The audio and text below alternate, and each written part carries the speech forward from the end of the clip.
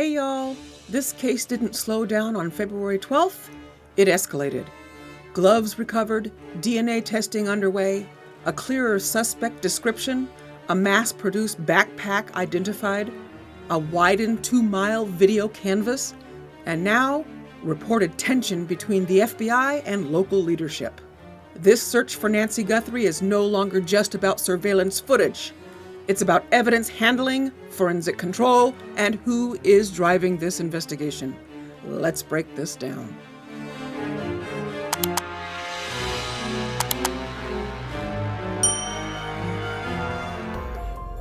Investigators have now confirmed that gloves were recovered in the neighborhood. Reporting indicates that a pair of black gloves was found about 1.5 miles from Nancy Guthrie's home and has been sent for DNA testing. This is significant because up until this point, most of what we've been discussing has been video-based evidence. Now we are talking about physical evidence. If DNA is recoverable, it changes everything. As of now, no results have been publicly released, no confirmation of matches, no suspect tied to the gloves. But the fact that they exist and are being processed marks a major forensic shift. The FBI has released more specific information about the masked individual seen in the doorbell footage.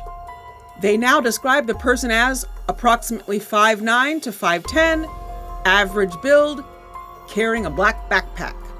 This is no longer just a masked person.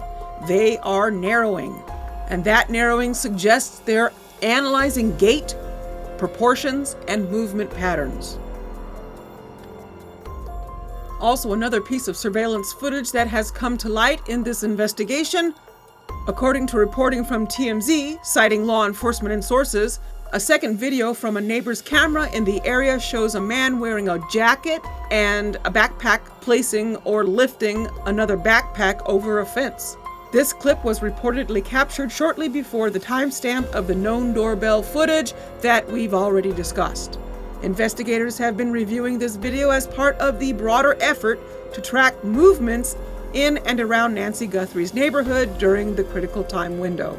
However, and this is important, authorities have not publicly confirmed that the man in this footage is a suspect or the same individual seen in the other video.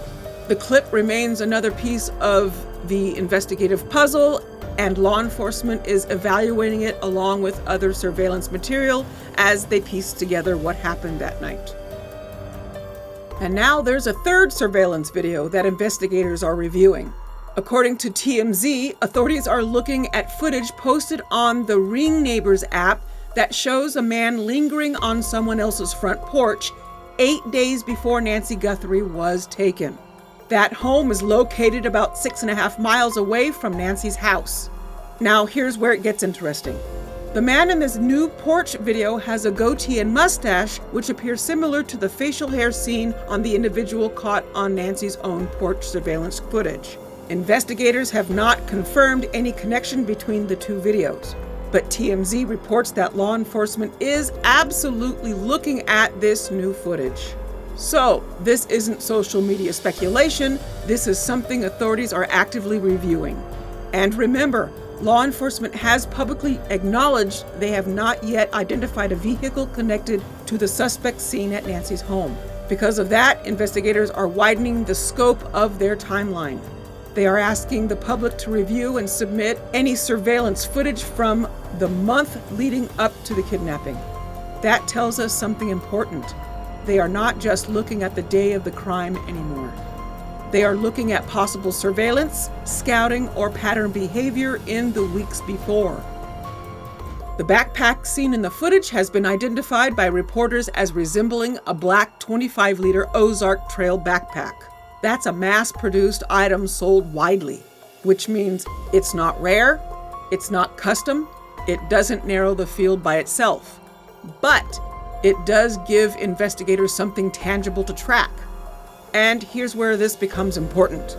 If they can identify purchase patterns, transaction data, or surveillance from retailers, they could create a paper trail.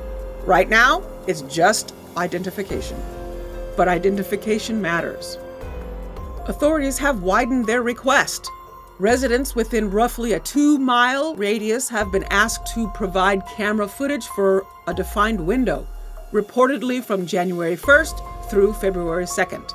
That's a massive ask.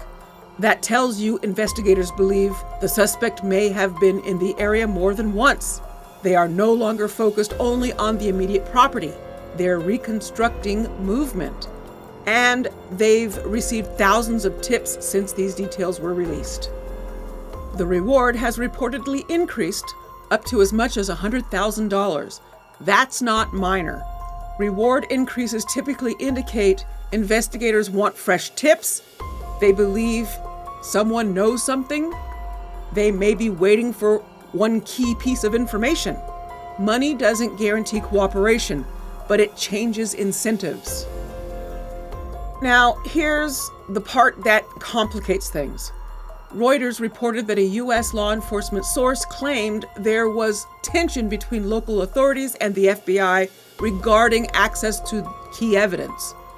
Specifically, reporting suggested that some evidence, including gloves and potential DNA, was sent to a private lab instead of the FBI lab. The sheriff has disputed that characterization and stated that the FBI agreed to the testing approach. That matters, because forensic control can impact speed, coordination, and interagency trust. At this point, there has been no formal public breakdown of lab disputes, no confirmation that evidence was mishandled, no indication testing has been compromised. But the existence of reported tension adds another layer to this investigation. So let's simplify this. Here's what we know. Gloves recovered and under testing. Suspect height range narrowed. Backpack identified. 2-mile video request expanded. Reward increased. No new arrest. No suspect officially named. No proof of life released publicly. The case has moved, but it has not resolved. And while I've been making this video, some information has come in about the Bitcoin wallet activity. There's another wrinkle in this case that comes from financial data tied to the ransom note. According to reporting from TMZ and confirmed by People magazine, a Bitcoin wallet address that was included in a ransom note has shown recent activity. Small amounts of Bitcoin, roughly under a few $100s, were deposited into the account associated with the alleged ransom demand. However, law enforcement has not confirmed that the deposit came from whoever took Nancy Guthrie, nor have authorities tied it to any proof of life communication. So while the wallet activity has drawn attention in the media, it remains unverified as part of the actual crime or negotiation process. At this point, officials have not publicly confirmed any ransomware exchange or connection to the abductor, just that the wallet address has seen a transaction. TMZ also reports that they personally received 2 emails from someone claiming to know the kidnapper's identity. That person allegedly demanded 1 Bitcoin, roughly $67,000, in exchange for the information. TMZ did not pay, and federal authorities, including the FBI, are described as being vitally interested in these communications. This investigation is no longer just reactive. It is structured. They are collecting physical evidence. They are expanding geographic scope. They are refining suspect parameters. They are increasing public pressure. And they are managing interagency dynamics. The question now becomes, will forensic results drive the next development, or will a tip from the public be what breaks this open? Because at this stage, it's likely one of those two. We will continue watching this closely, and as always, we stick to what's confirmed. And that's it for this recap. Let me know your thoughts in the comments. Thank you for watching and supporting me. Be sure to hit the like button, subscribe, and click the bell so you don't miss any of my recaps. And remember, stay safe, stay curious, and I'll see you in the next one. Bye, y'all.